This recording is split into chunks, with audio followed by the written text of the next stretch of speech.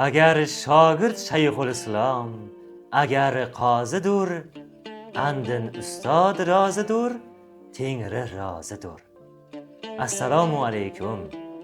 Aziz ustozlar, hurmatli murabbiylar, barchangizni 1-oktyabr o'qituvchi va murabbiylar kuni bilan "Siz qachon o'qiysiz" loyihasi ijodkorlari nomidan chin yurakdan muborakbod etamiz.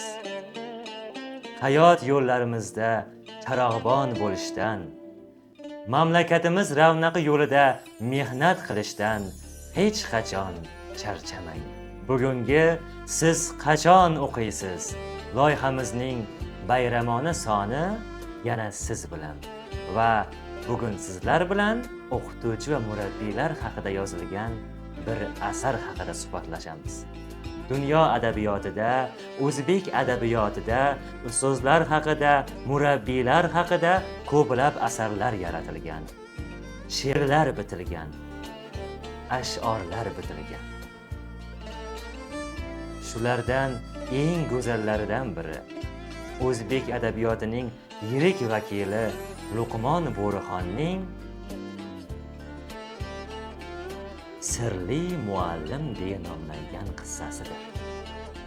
Adibimiz 1965-yilning 15-fevralida Qashqadaryo viloyatining G'uzor tumani Yangiobod qishlog'ida tavallud topgan. O'zining ijod yo'li, hayot yo'li mobaynida ko'plab asarlar yaratdi. Kitobxonlariga ko'plab asarlar qoldi. Va biz bugun sizlar bilan suhbatlashadigan asarimiz Sirli muallim asari Xalq ta'limi vazirligining mukofoti bilan taqdirlandi. Nima uchun asarning nomi Sirli muallim? Sizga qiziq emasmi? Muallim deb nomlasa ham bo'lardi-ku ijodkor. Yoxud o'qituvchi deb nomlasa bo'lardi. Millat uchun jon fido qilgan degan nomlarimiz bor.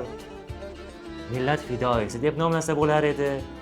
Aynan Sirli muallim. Nomning o'zi ham,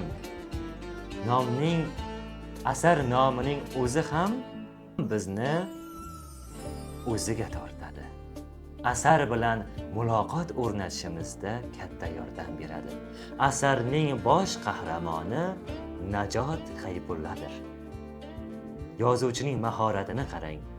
Ismning o'zida o'qituvchilikning, murabbiylikning nafasini bizga keltirib turadigan Najot deb qo'ydi. Najot Qaybulla deb qo'ydi. Najot Qaybulla o'qituvchi edi.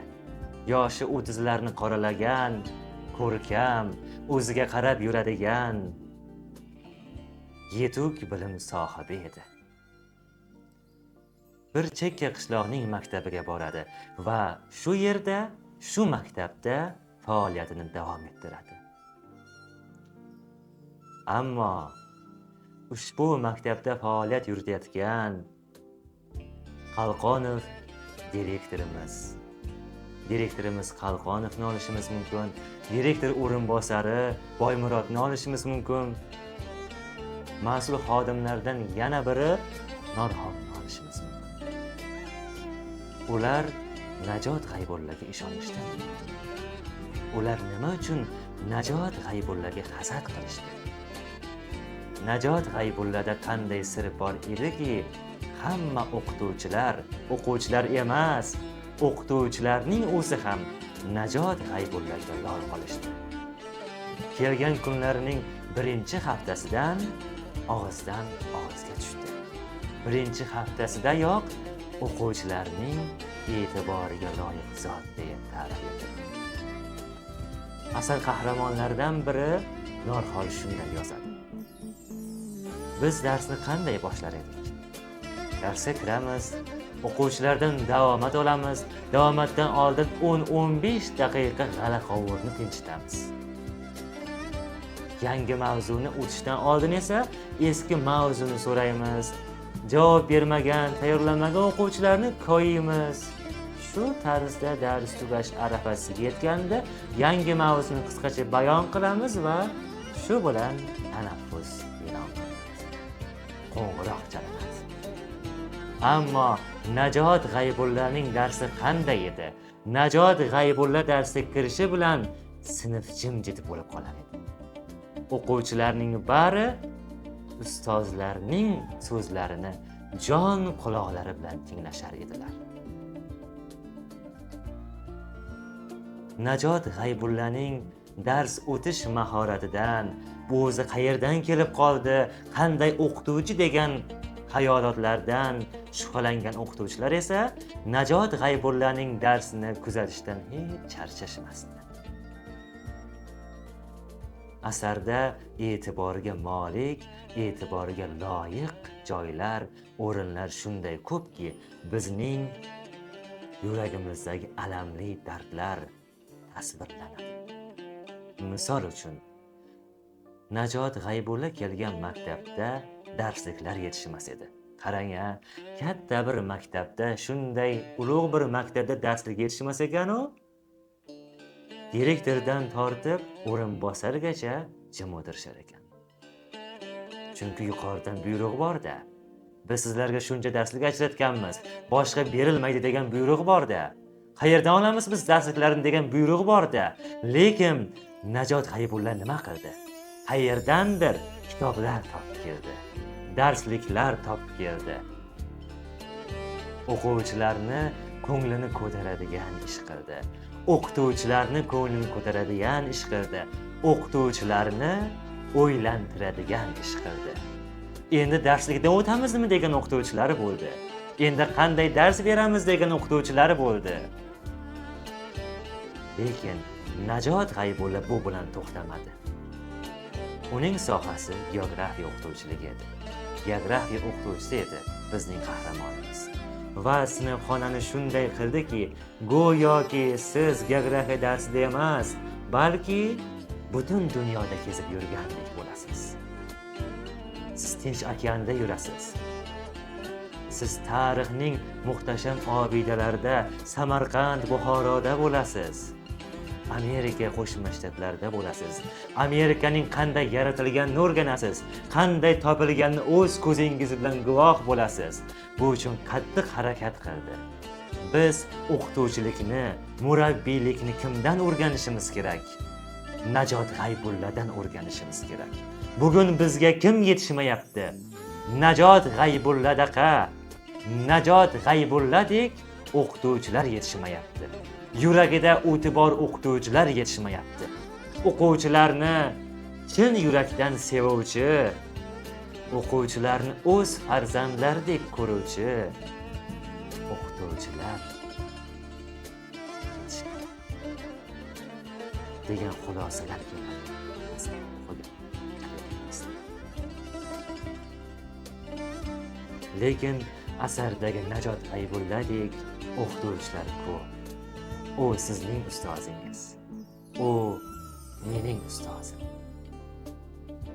U va ular barchamizning ustozlarimiz. Biz Najot G'aybulladek ustoz bo'lishga, Najot G'aybulladek murabbiy bo'lishga harakat qilmoqmizdir. Asar davomida bosh qahramonimiz o'quvchilarning bilim olishlari uchun qattiq harakat qildi. Toliqmadi, charchamadi, horimadi. Lekin asar nima bilan yakun topdi? Bu sizga qiziqmi? Balki Najot G'aybulla direktor bo'ldi dersiz, balki yuqori lavozimga o'tdi dersiz. Balki yana o'sha o'qituvchiligi bo'yicha davom etdi dersiz. Xo'sh, bu sizga qiziq emasmi?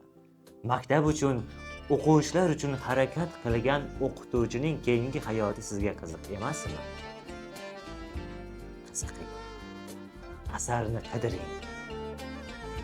Topishga harakat qiling va sirli muallim asarini o'qing.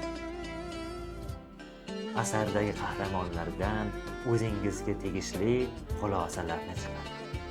Bolalarning qalbida yangidan yangi dunyo ochuvchi, ularning ko'ngliga ilm sarchashmalarini sochuvchi inson bu muallim. Asarda shunday. asarining bosh qahramoni Najot G'aybulla shunday. Mening aql hushimni o'g'irladi o'qituvchilik. Men o'quvchilar bilan zavqlandim. Faqatgina o'quvchilargina ilmdan hayratlanishadi. Ilmni sevishadi.